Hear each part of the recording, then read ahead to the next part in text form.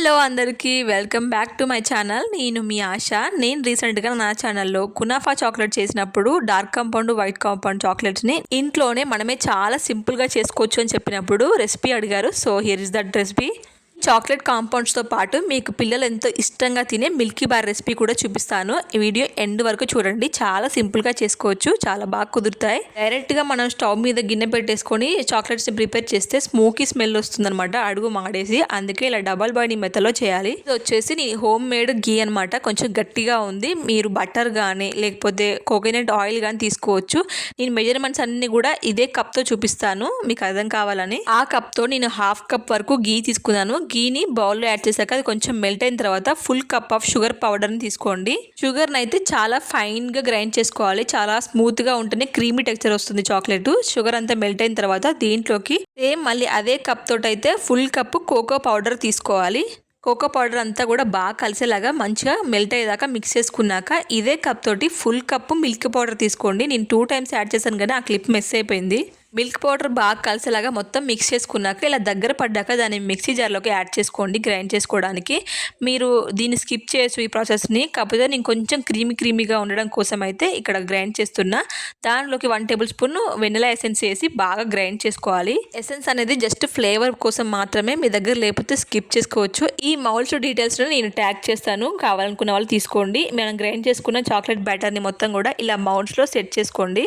Chocolate consistency ఇలా గట్టిగా ఉంటేనే మనకు చాలా సేపు వరకు మెల్ట్ అవ్వకుండా ఉంటాయి. మీకు కొంచెం క్రీమీగా కావాలనుకున్న వాళ్ళు ఫుల్ కప్ ఆఫ్ గీ కానీ బటర్ కానీ తీసుకోండి. చాక్లెట్ మొత్తం కూడా స్ప్రెడ్ చేసుకున్నాక 2 times ట్యాప్ చేసుకొని ఫ్రీజర్లో పెట్టుకోవాలి. డీప్ ఫ్రిడ్జ్లో 15 to 20 minutes పెట్టిన తర్వాత బయటకు తీసి డీమోల్డ్ చేస్తే మన వైట్ చాక్లెట్ కాంపౌండ్ రెడీ అయిపోతుంది. మీరు వీటిని రెసిపీస్లో యూజ్ చేసుకోవచ్చు, ఇంకా డైరెక్ట్గా తినేసేయచ్చు. సేమ్ డైరీ మిల్క్ ఫ్లేవరే ఉంటుంది.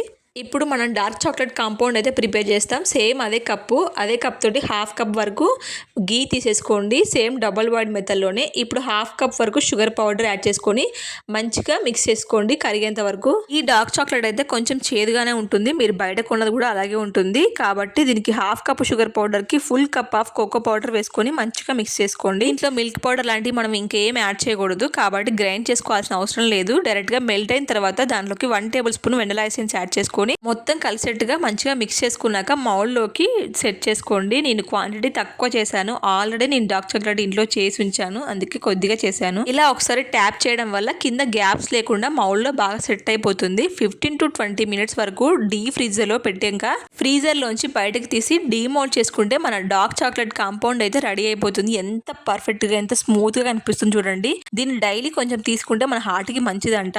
ఇప్పుడు మన పిల్లలైనా పెద్దలైనా ఎంతో ఇష్టంగా తినే మిల్కీ బార్ చాక్లెట్ అయితే ప్రిపేర్ చేసుకుందాం. అసలు నా స్క్రిప్ట్లో ఇది లేదు, బట్ ఆల్ ఆఫ్ సడన్ చేయాల్సి వచ్చింది. మిల్కీ బార్ చాక్లెట్ కోసం సేమ్ కప్ తోటి హాఫ్ కప్ వరకు కోకోనట్ ఆయిల్ తీసుకుంటే టేస్ట్ ఇంకా బాగుంటుంది. నేను గీయే తీసుకున్నాను. కప్ షుగర్ పౌడర్ తీసుకోండి. స్వీట్నెస్ కొంచెం తగ్గించి కూడా తీసుకోవచ్చు, స్వీట్ తక్కువ తినేవాళ్ళు. 1 cup ఫుల్గా కప్పు నిండా ఒక మిల్క్ పౌడర్ అయితే తీసేసుకోండి. ఇక్కడ నేను తీసుకున్న నెయ్యి అయితే కొంచెం గట్టిగా ఉంది కాబట్టి నేను బాయిల్ చేశాను. మీకు ఎంత ప్రాసెస్ అవసరం లేకుండా మీ దగ్గర కరిగించిన నెయ్యి ఉన్నా కోకోనట్ ఆయిల్ ఉన్నా డైరెక్ట్గా మిక్సీ జార్లోకి milk powder sugar powder ghee are coconut oil add చేసుకొని స్మూత్గా గ్రైండ్ చేసుకొని మౌల్లోకి షిఫ్ట్ చేసుకోండి. ఫ్రీజర్లో 20 to 15 minutes తర్వాత మళ్ళీ డీమోల్డ్ చేసుకుంటే మన మిల్కీ బార్ చాక్లెట్ అయితే రెడీ అయిపోతుంది. సేమ్ బయటకున్నట్టే ఉంటుంది. మీ పిల్లలకైతే ఖచ్చితంగా ట్రై చేసి చూడండి. నా మిల్కీ బార్ చాక్లెట్ కొంచెం మాసిపోయింది. ఈ చాక్లెట్లు ఆ చాక్లెట్లు అన్ని మిక్స్ అయిపోయేసరికి మీరు చేసింది అయితే ఇంకా తెల్లగా వస్తుంది లేండి. ఈ మిల్కీ బార్ చాక్లెట్లో పౌడర్స్ ఎక్కువగా ఉన్నాయి కాబట్టి కొంచెం మీకు చేసుకునేటప్పుడు నెయ్యి ఎక్కువ పట్టొచ్చు.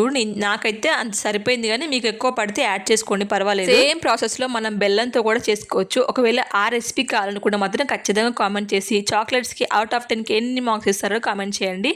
వెళ్తూ లైక్ ఇచ్చి సబ్స్క్రైబ్ చేసుకోండి. బాయ్.